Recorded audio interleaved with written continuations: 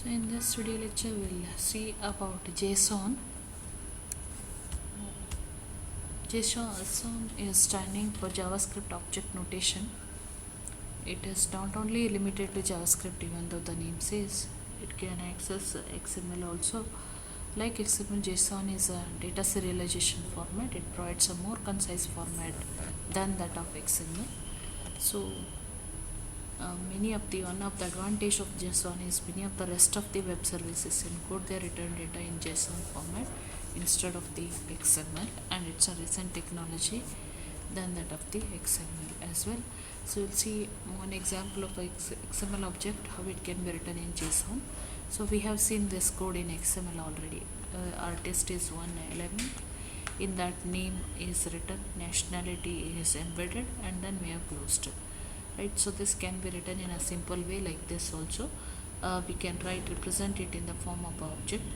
Then we can make use of name and value where to write this. Name is maned and value for that is name is another element of this, and maned is a value for that. Another element within this is nationality and its value is France. So this is a composite element. Artist is a composite element. So this is how we can represent in the JSON object form in a simpler way.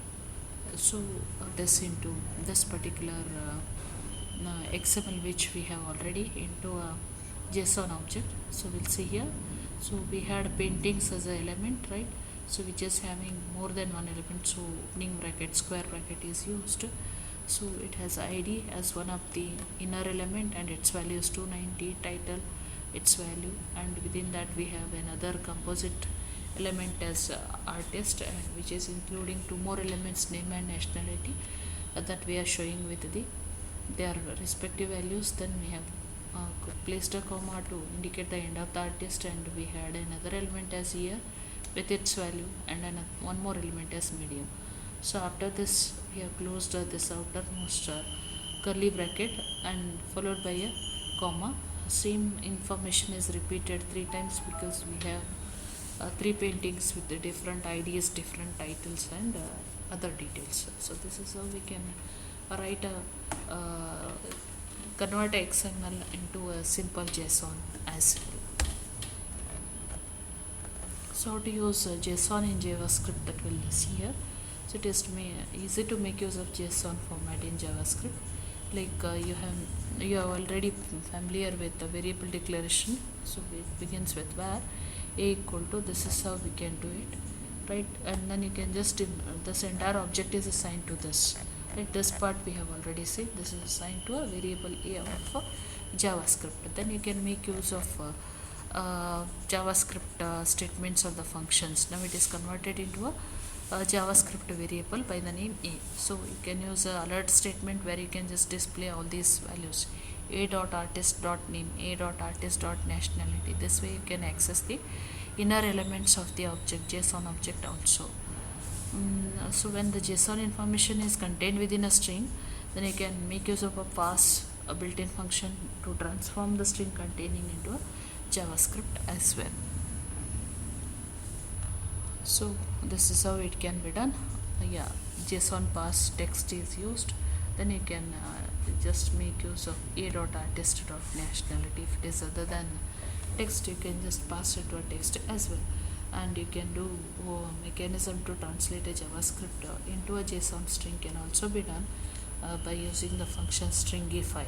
So this is converting the artist element into a string which is assigned to a variable text. Using JSON in PHP, we'll see. Converting JSON string into PHP object is quite straightforward here. This is how it is done. $text equal to, we have written the same object of JSON here assigned to the $text variable. Then an object equal to decode is used, which is used to convert the JSON string into the PHP object, and they can just echo or iterate through that by making use of $an object arrow artist arrow nationality, where you are accessing the nationality element, which is the inner element of artist of this is how we can display it. So we can convert the JSON string into PHP associative array as well, Here another element is passed as a true, and while displaying echo is used $n array same artist nationality. Artist is its name and nationality is its value. This is how you can convert it into associative array also. So here you can observe that JSON decode function can return either a PHP object or it can return an associative array as well. So to go in other direction, that is convert a PHP into a JSON, you can just make use of a JSON encode object also. Like you can convert it into a JSON string here, JSON encode $n object. This gets converted into a JSON string object by using the this is $text is a JSON string object, whereas $n object is a PHP object. So you can do the reverse also by that is converting JSON to PHP as well. So the last section of XML is about web services. So web services are commonly used for referred to as a service oriented computing as well, SOC. Service is nothing but a piece of software with a platform independent interface which can dynamically can be located and invoked.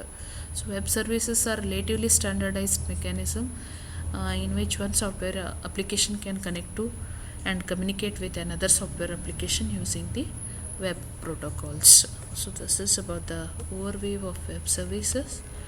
So benefits of it are they can provide interoperability between different software applications running on different platforms. They can be used to implement service oriented architecture. You might have heard SOAP, right? Service oriented architecture protocol can be offered by different systems within an organization as well as different organizations. Also, this is how a web service can be taken from the web server by which are located at the different locations, right? You can just observe how mapping service, travel service, internally legacy system, external financial system, like this all these services can be taken and used by one particular website. So as I was discussing about SOAP service, it is a message protocol which is used to encode the service invocations and their return values through XML using a HTTP header. SOAP and WSDL are complex XML schemas akin to using compiler. Its output may be complicated to understand, but the enthusiasm for SOAP-based web services had cooled. So SOAP services, how they work is shown here. A design time web service is developed generally to generate SOAP processing code. Thus less work for the developer will be there, right? And then he is making use of XML and WSDL, right? Then at design time our WSDL file is generated by a tool that describes the service because it is a complex one. Tools are used to generate that. Then at design time tool reads the WSDL file to discover the services operations, that are the methods. Then this tool is at the design time making use of the code for consuming the services, thus less work for the developer totally, because it's an application that consumes a SOAP service. So when the application is done, it is deployed in a design time onto a production web server. So this production web server is sent to a browser which is requesting the application that consumes the web service, and then application requests the web service operation, right? Then it is sent, web service returns the requested data, and as web service process is requested, response is sent back.